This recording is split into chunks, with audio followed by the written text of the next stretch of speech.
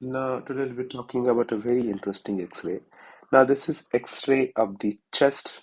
We can very clearly see the heart shadow, the ribs, the posterior ribs, and the lung shadow. Now, here we can see that on the right side, this is left side, this is right side. And in this X-ray of the chest, we can say we can see the uh, this angle very crystal clear. This angle here is very crystal clear because there is nothing inside here. There is all lung which is coming up to here. That is the reason why this is inflated by all air. So this angle is completely open. This is the costophrenic angle. This is diaphragm. So this is phrenic and this is costo, this is rib or bone. So this costophrenic angle is completely clear. There is nothing here. But on the left, on the right side, this angle is not clear. This should actually have been like this. But in here, it is not like this. This angle is definitely blocked. So here it is all liquid. Solid cannot get fixed into this space this much easily and this much crystal clearly. Liquid can definitely. So this is all free fluid that is accumulated in this costophrenic angle. This has not only accumulated up to this, but this in fact has been accumulated all the way to here. So what we can see is this is not only fluid which is blocking the costophrenic angle, but it is going up to here. So a very typical sign of effusion, that is pleural effusion, is you see a meniscus. So this will have a tip which will be an arrow shape going towards upside, and this will be of more of a meniscus shape. So this is a very typical meniscus shape where the tip is towards the uh, this rib margin, and which is going up and up and up. As the pleural effusion will increase in intensity, this will be again like this. So the base will be like here, and the angles, the corners will be going towards the apex of the lung.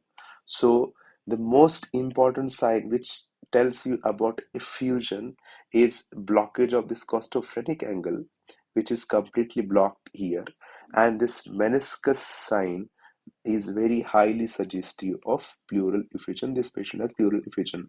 This patient may also have an underlying consolidation here, lung involvement, which may cause secretion of this pleural fluid, and this will be accumulated in the pleural space. So we may not be able to completely differentiate whether there is consolidation behind it or not. But for 100% pleural effusion is there. So then how do we differentiate whether uh, any such lesion, whether it has consolidation or not? So we have some clinical points which may tell us whether there is consolidation or effusion. So if it is effusion, if versus consolidation, we must know that consolidation involves the alveoli, whereas effusion involves the pleural space. As we know, consolidation more of a solidifies all the alveoli because there will be a collection of this protein rich uh, fluid in all these alveoli. So these alveoli, which were more of a airy earlier because it was containing air, now this all contains liquid solid thing. So this more of a solidifies, and sound travels very well in solids compared to these liquids. So whenever we auscultate, there will be increase uh, tactile vocal fremitus in consolidation, whereas there will not be tactile vocal fremitus. It will be diminished or it will be absent on the pleural effusion. There will not be air entry on the pleural effusion because in between the lungs and the stethoscope there is water inside, which will not let the air, which will not let the sound pass, or the sound pass will be much lesser. So the air entry will be markedly reduced on effusion side. The consolidation may have few crepes, fine crepes may be present, whereas in effusion it is very commonly not present. Whenever there is effusion, you can see a bulge, or you can see the apparent increase in the size of that particular part of the chest, whereas consolidation simply involves the alveoli. There is no extra collection of water outside. There usually is not bulge. The air entry will definitely be hampered in both these areas, both these diseases, in effusion as well as consolidation. Uh, Patient may very commonly have fever and tachypnea in consolidation, whereas this may not be the case in effusion.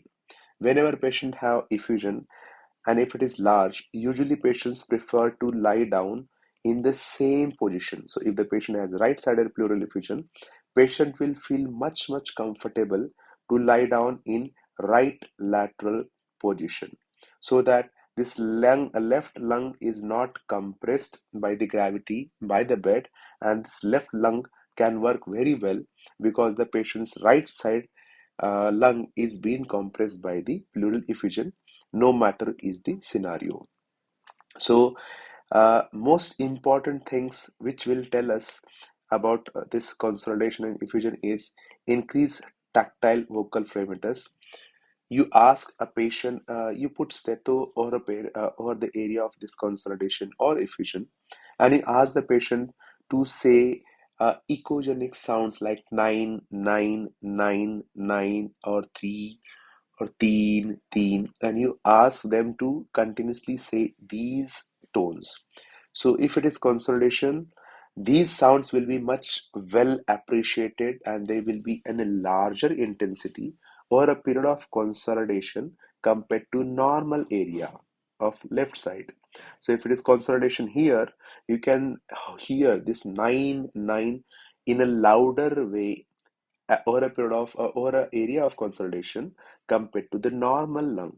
Whereas in effusion, this sound will be markedly reduced over a period over an area of effusion compared to this normal area. There will be increase, or there can be bulge can be seen. This is not compulsory, but if it is significant pleural effusion, you can slightly see the bulge with reduced chest movements on the effusion side. And you can also see the whispering pectoralici. Whispering pectoralici is the technique where you ask the patient to whisper these sounds or small sentences in such a smaller voice tone, so that it could not be heard from outside. So whenever you put stetho or this consolidation area, as this as this consolidation has the alveoli, which are all filled up with this protein fluid combination, because of this solidification of this respiratory tract, these sounds can be very well heard, and whatever the patient is whispering can be crystal clearly heard over a area of consolidation, whereas this whispering pectoralici is not seen with this effusion because there is reduced sound traveling through the water. So the tactile vocal fragmentus is not there, it is reduced, and the whispering pectoralici is not at all seen with effusion, whereas it can be heard by the consolidation. So these were all the points for effusion against the consolidation. Thank you.